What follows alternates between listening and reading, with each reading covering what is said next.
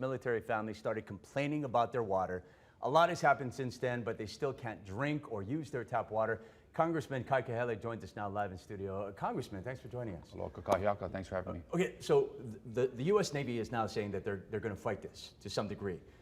Your thoughts as to whether or not something's actually going to get done? Do you feel confident about the situation? Well, I think every option is on the table right now, including the complete drainage and shutdown of the Red Hill fuel farm, and finding a solution to Red Hill that prioritizes the health and safety of the residents of the island of Oahu, our military families, and the aquifer is non-negotiable. Yeah. And so that's something that we need to quickly come to a decision on what we're going to do.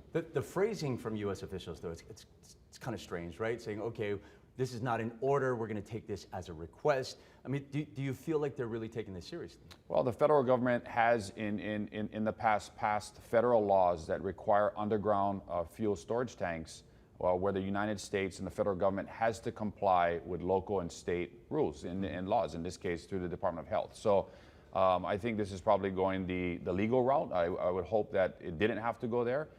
Your delegation supported Governor Ige's decision to ask for the suspension of operations. We've also asked the Secretary of the Navy for a complete stand down of Red Hill while we figure things out, and come back to us and the people of Hawaii and let us know how and what are those options. So you feel that they have no choice in this? They have no choice. Yeah. Okay, so we're looking at a recent study that says it's going to cost $10 billion. It's going to take to 2051 to build any alternate site to put this. I mean, is it really going to take that long? That is unacceptable. We cannot wait till 2051. We can't wait till 2037 for secondary containment. We need a solution that we can implement at Red Hill, and we need to do it now or in the foreseeable future. And if we cannot do that, then the Navy has to be able to provide. And I think we're getting a little ahead of ourselves. We need to do a full investigation of what really happened there and look at what organizational things we need to change. I mean, it's clear that the Navy has not been forthcoming to the general public and our military service members and have been honest. And so for far too long, the Navy has self-regulated the operations at Red Hill, and maybe the Navy is not the entity that is best equipped to operate Red Hill. That's interesting. Okay, so some of the things that we were looking at was the amount of spills over the past few years, 3 just this year. Obviously, like you said, something's got to be done. And maybe this is not understanding the science, but there's a lot of people saying, well, why not just extract that fuel, just get it out of here? Does that make sense? Where are you going to put it? Yeah. We're talking over 100 million gallons of fuel. You know, where are you going to put all that fuel? Remember, there is no other underground bulk fuel storage facility like this, Steve, in the nation. It does not exist. There's over 100 million gallons of fuel there. We have to be able to put it someplace. Reverse flowing that through the Navy's pipelines and infrastructure, that poses a risk. We need to look at the national security implications of it, the implications to support our state and local county agencies in the event of a natural disaster. And so all of those things need to be weighed. We've asked the Navy to present those to us and give us different courses of action. And I think that's something that I'm willing to give them a few days to do. And I think they're going to answer that next week. Are there spots on Oahu, or are we jumping ahead, but are there spots on Oahu or even neighbor islands that would be safer?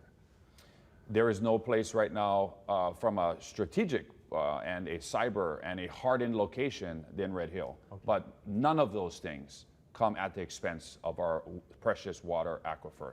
Water is national security, ola ikawai, and we cannot put that at risk. And that's something that, like I said earlier, is non-negotiable. So either we can do it or we can't. And if you can't do it, then it doesn't belong there. Yeah. One more thing I wanted to ask on this topic. You sat there, I believe it was last week, and you spoke to the Vice Admiral. You were talking about the water. In fact, you had a sample that you had collected from here, from the families in their homes at Red Hill. How receptive were they at that point? It seems like they've moved a little bit more in a timely fashion since then, but at that moment, were they ready to hear that something needed to be done? Like I said earlier, the Navy has been allowed to self-regulate themselves really at Red Hill for many, many years, but this situation has totally changed the dynamic. I mean, yeah. I cannot imagine a more worst-case scenario than what we're experiencing right now, and what we have done to our military service members, their families, the neighboring communities, and the people of Oahu. Right now, we have a reduced fuel or reduced water shortage, I guess you could say, because we have stopped taking water out of the Halawa shaft. And that's something that has and has the potential to have long-term effects for the people of Hawaii. So I think the Navy is listening. Yeah. One more question. While you were here, obviously, you were here in the midst of this severe storm that we just saw. Did you have any time, because obviously you were very busy with Red Hill, but were you able to see some of the damage that was done to some of the residents, and can we expect federal funding to help with some of this? I haven't been able to see what has happened because I've been totally consumed and focused on Red Hill. But there is federal support, and typically what would happen is HIEMA would do an assessment, have residents that have been affected by flooding report those damages to HIEMA, which would then flow to the governor, who's already issued an emergency proclamation, and then ask the president for potentially an emergency proclamation and federal funding. Congressman Kahele, we know you're very busy. Mahalo. Thanks for the time. Thank you. Appreciate that. We'll be right back after this.